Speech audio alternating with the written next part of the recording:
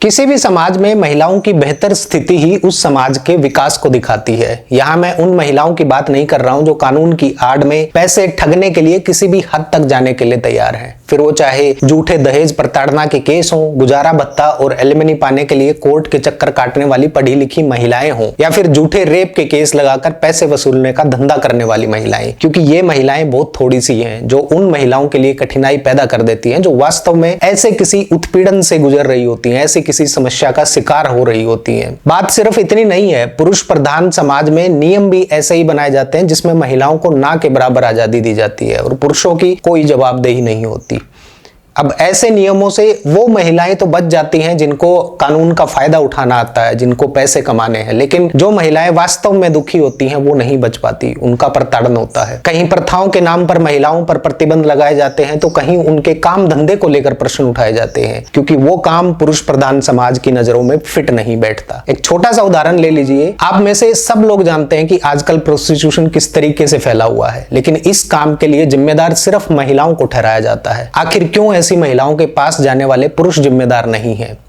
जब ऐसी महिलाएं समाज के नाम पर कलंक बता दी जाती हैं तो फिर इन महिलाओं के पास जाने वाले पुरुष को समाज के नाम पर कलंक क्यों नहीं माना जाता? ये एक ऐसी समस्या है जिसके फैलने में सबसे बड़ा हाथ, सबसे बड़ा रोल पुरुष प्ले करता है और पुरुष ही इस धंधे को गंदा बताकर महिला के माथे पर इस पूरी गंदगी को मढ़ने का काम करता है ना स्ट्रेंज? खैर, मेरे हिसाब से अगर ये गलत है तो फिर महिला और पुरुष दोनों ही समान रूप से जिम्मेदार होने चाहिए, ना कि केवल महिला।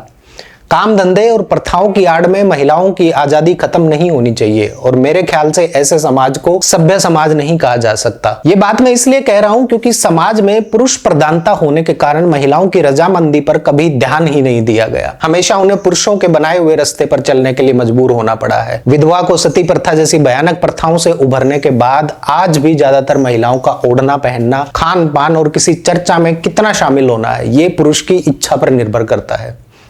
कुछ दशक पहले सती प्रथा के नाम पर विधवाओं के साथ बर्बरता की जाती थी। ऐसा मान लिया जाता था कि पति की मृत्यु के बाद विधवा स्त्री को जीने का कोई अधिकार नहीं है और ये नियम बनाने वाले कौन थे? जाहिर सी बात है, पुरुष। लेकिन हमारे संविधान के तहत बनाए गए कानून के तहत महिलाओं को इस बर्बरता से निजात मिली। सोच कर देखिए कि जब किसी महिला की मृत्यु होने पर उसके विदुर पति पर कोई नियम या पाबंदी लागू नहीं होती तो फिर क्या विधवा महिलाओं पर इस तरह के प्रतिबंध लगाना समाज के दकियानूसी, भेदभावपूर्ण और पुरुष प्रधान सोच का उदाहरण नहीं है?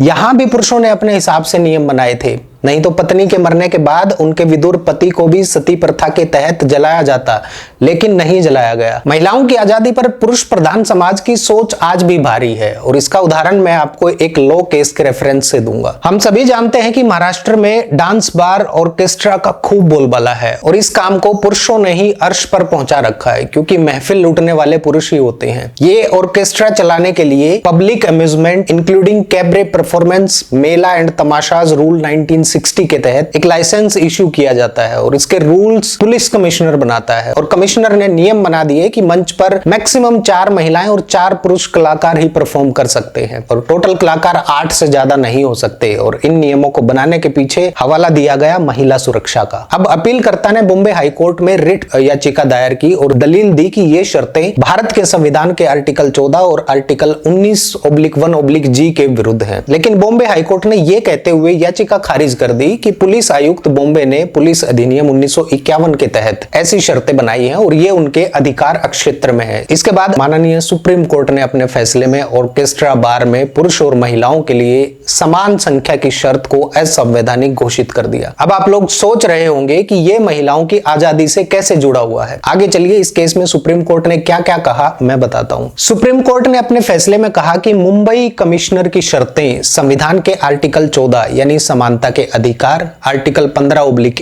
यानी लैंगिक भेदभाव पर रोक और आर्टिकल 19(1)(g यानी कि पेशा करने की स्वतंत्रता, freedom to participate any profession का उल्लंघन करता है।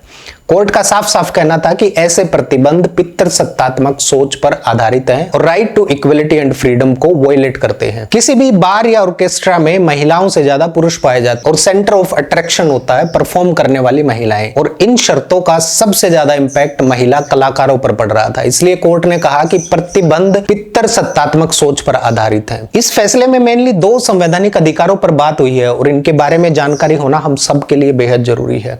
पहला है आर्टिकल 15/1 जो लिंग के आधार पर भेदभाव को रोकता है, और दूसरा है आर्टिकल 19/1/G जो किसी भी प्रकार के पेशे, व्यवसाय, व्यापार या काम करने की आजादी देता है। यहाँ सुप्रीम कोर्ट ने साफ कहा है कि राज्य की सार्वजनिक व्यवस्था को डिसेंसी और मोरलिटी की रक्षा करने के लिए आर्टिकल 19/6 के तहत इंडस्ट्रीज को रेगुलेट करने का अधिकार है, लेकिन ऐसे नियम दूसरे संवैधानिक अधिकारों का उल्लंघन नहीं कर सकते। इस केस के फैसले में कोर्ट ने the principle of gender equality पर भी टिप्पणी की और कहा कि जेंडर बेस्ड रेस्ट्रिक्शंस आर्टिकल 15/1 का उल्लंघन करते हैं। अनुज गर्ग बनाम होटल एसोसिएशन ऑफ इंडिया और जोसेफ शाइन बनाम भारत संघ जैसे ऐतिहासिक मामलों का हवाला देते हुए कोर्ट ने स्पष्ट कहा कि महिलाओं की सुरक्षा के नाम पर लगाए गए पितृ सत्तात्मक नियम उनकी आजादी को सीमित करते हैं। राइट टू ऑक्यूपेशनल फ्रीडम पर भी कोर्ट ने टिप्पणी की और कहा कि यह प्रतिबंध आर्टिकल 19/1/G का उल्लंघन करते हैं। कलाकारों का समूह कैसा होगा, ग्रुप कैसा होगा, सिर्फ उसमें पुरुष होंगे या सिर्फ महिलाएं होंगी या पुरुष और महिलाएं मिक्स होंगे, ये तय करना कलाकारों का और बार मालिकों का अधिकार है, ना कि प्रशासन का। इस प्रकार की शर्तें जो बिना किसी तर्क संगत आधार के लगाई जाती है अनुचित और मनमानी है। फैसले के दौरान कोर्ट ने महिलाओं की सुरक्षा के नाम पर लगाए गए प्रतिबंधों की कड़ी आलोचना की, कहा कि ऐसे नियम पितृसत्तात्मक सोच को बढ़ावा देते हैं। राज्य का कर्तव्य है कि वो महिलाओं के लिए सुरक्षित कार्य स्थल बनाए, ना कि उनके अवसरों को बाधित करे, रिस्ट्रिक्शन लगाए अननेसेसरी। हालांकि कोर्ट ने माना कि महाराष्ट्र पुलिस अधिनियम 1951 के तहत